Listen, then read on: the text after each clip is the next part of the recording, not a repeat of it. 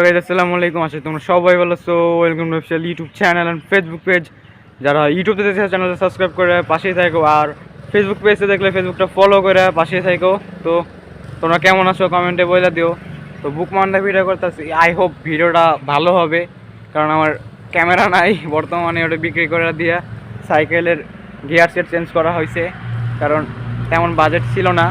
তো ভিডিও দেখতে থাকো, আশা করি ভালো লাগবে। ওকে, তো গাইজ 2 দিন আগে আমি একটা অ্যাক্সিডেন্ট করছি, ঠিক আছে?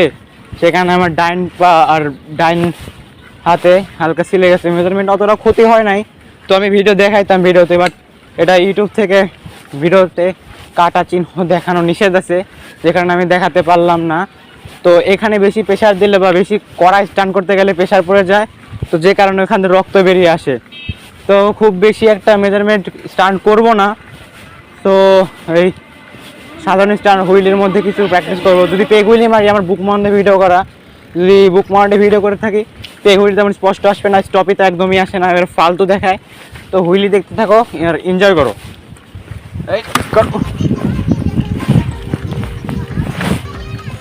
ও ও ও থেমেই গেল।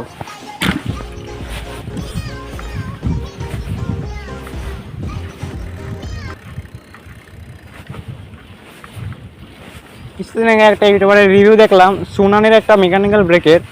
তো সে বললো যে হচ্ছে অয়েল ব্রেকের মতোই মোটামুটি ভালো পারফরমেন্স দেয়, কিন্তু অয়েল ব্রেকের মতো হয় না।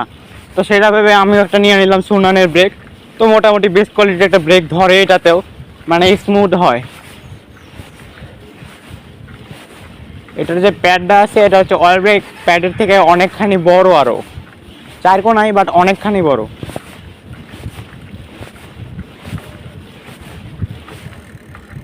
এক কথায় জোস। 2টা ব্রেকের দাম নিয়েছিল 1300 টাকা, তো সেই হিসাবে একটা ব্রেক ভালোই। বাট আমি নেক্সট ইয়ারে দেখি অয়েল ব্রেকের চিন্তা ভাবনা করছি, অয়েল ব্রেক লাগাবো সাইকেলে। আর ক্যাসেট হাবটা আমার বাসায় আছে, যেটা হচ্ছে একটা দাঁত নষ্ট হয়ে গেছে ক্যাসেটের, তো ওইটা চেঞ্জ করার পর আবার ক্যাসেটটা ভালো বিল্ড করে লাগিয়ে নেব, তাহলে সাইকেল আবার ফুল প্রপারলি হয়ে যাবে। হ্যান্ডেল বারটা চেঞ্জ করবো ভাবতেছি, কারণ হ্যান্ডেল বারটা তেমনটা আমার ভালো লাগে না, বেশি সোজা। ওই ভাঁজ করা হ্যান্ডেলের মতো একটা নিব, ওইগুলো আমার আগে ছিল, কিন্তু ওটা ভেঙে গেছিলো একটা অ্যাক্সিডেন্টের কারণে। তো গাইজ, এটা শীতের দিন, অনেক কুয়াশা, কিন্তু ফোনে হয়তো বা কুয়াশা দেখা যাচ্ছে না, বাট প্রচুর ঠান্ডা। আমি ফুল জ্যাকেট পরে আছি। আজকে হচ্ছে শুক্রবার, অন্যান্য দিন প্রাইভেট থাকে দেখে তেমন ব্লগ তৈরি করা হয় না। আই হোপ আমি প্রত্যেক শুক্রবারে একটা করে ব্লগ তৈরি করে তোমাদের সামনে পেশ করব ইনশাল্লাহ। তো তোমরা দেখো, আর একটা কমেন্ট করে দিও তো গাইস, আমার একটা অনুপ্রেরণার জন্য। তোমরা তেমন ভাই সাপোর্ট করো না আগের মতো। আগে 2-3 হাজার ভিউ হইতো, এখন 200-300 ভিউ হয় না, দেখলে আফসোস লাগে।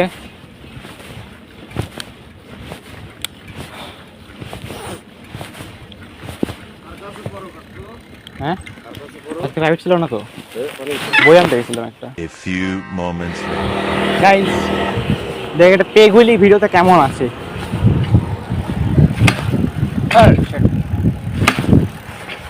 ও ম্যান, দাঁড়াও, হচ্ছে না।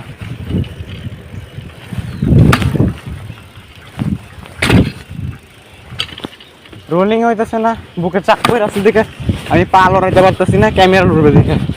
তো দেখো কেমন আসে।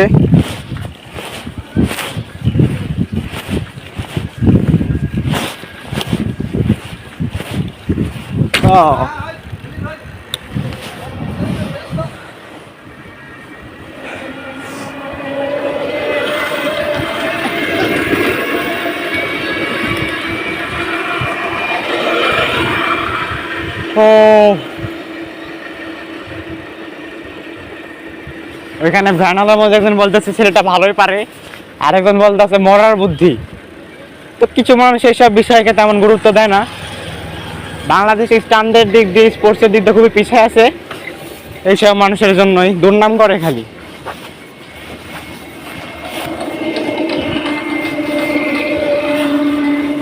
ও